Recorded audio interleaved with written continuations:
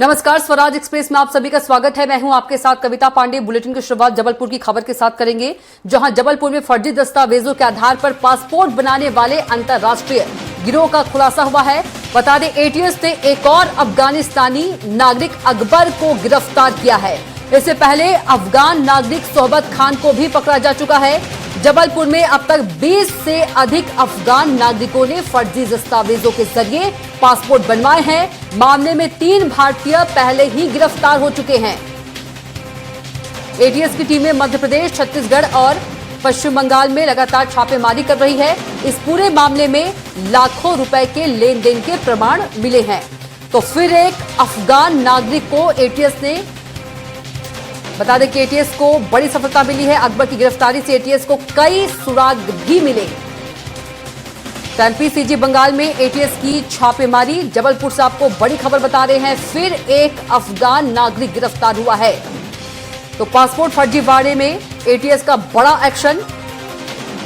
तो अकबर की गिरफ्तारी से एटीएस को कई सुराग मिले हैं। तो 3 भारतीय सहयोगी पहले ही गिरफ्त में हैं। जबलपुर से आपको खबर बता रहे हैं, मध्य प्रदेश, छत्तीसगढ़, बंगाल में एटीएस की छापेमारी कार्रवाई। तो फिर एक अफगान नागरिक गिरफ्तार हुआ है। बता दें कि गिरफ्तार किया गया है। बता दें कि पासपोर्ट फर्जीवाड़े में एटीएस का बड़ा एक्शन।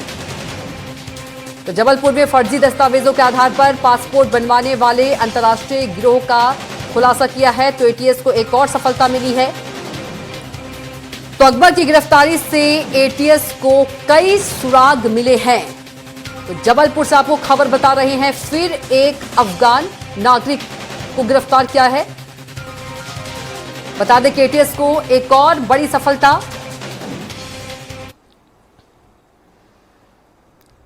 तो पासपोर्ट फर्जीवाड़े का पूरा मामला है और इस मामले में एटीएस का बड़ा एक्शन देखने को मिल रहा है।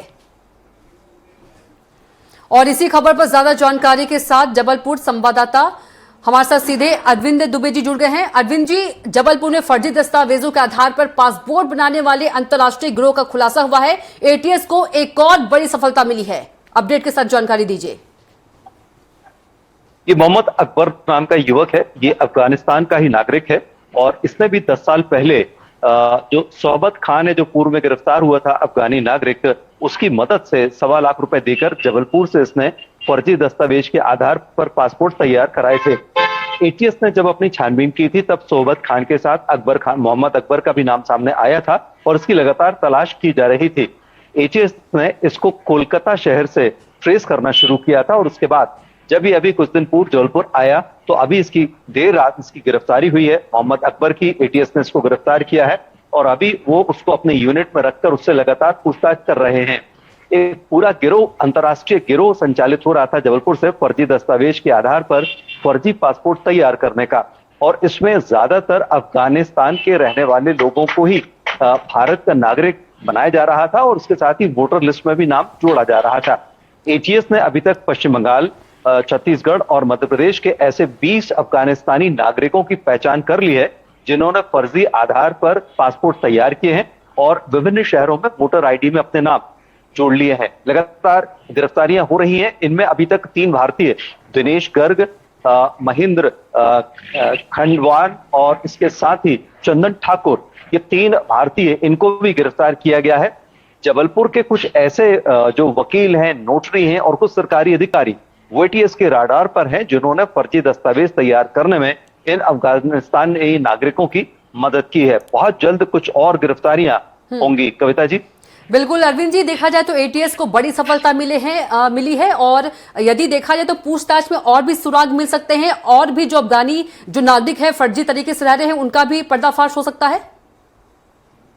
न केवल अफगानिस्तानी जो नागरिक है वो, बल्कि जैसा कि हम सब जानते हैं कि पूरे देश में बांग्लादेशी ऐसे नागरिक हैं जो कि अक्सर सोने चांदी के बहुत अच्छे कारीगर होते हैं और ये उस कारीगरी हुनर की वजह से कई शहरों में अपनी पैठ बना लेते हैं और सोने चांदी के जेवरात तैयार करते हैं। हर शहरों में आपको बंगाली कारीगर मिल जाएंगे। दरअसल ये बंगाली कारीगर ज्यादातर बांग्लादेश से आए हुए वो नागरिक हैं जिन्होंने किसी भी तरह से फर्जी दस्तावेज के आधार पर भारत की नागरिकता हासिल कर ली है। एटीएस के रडार में अब ऐसे बांग्लादेशी नागरिक हैं जो कि फर्जी दस्तावेज के आधार पर भारतीय बन गए हैं, उनकी भी खोज चल रही है। बिल्कुल अरविंद जी, देखा जाए तो मध्य प्रदेश के साथ छत्तीसगढ़ और पश्चिम बंगाल में भी एटीएस जो है लगातार छापेमारी कार्रवाई कर रही है। ये 3 राज्य असल में राडौर पर इसलिए आए थे कि जैसा कि हम सब जानते हैं कि पश्चिम बंगाल में निर्वाचन आयोग के द्वारा वहां पर एक तरह की सर्च अभियान चल रहा है और वोटर लिस्ट की जो स्क्रूटनी होती है चुनाव के पहले, वो स्क्रूटनी चल रही है।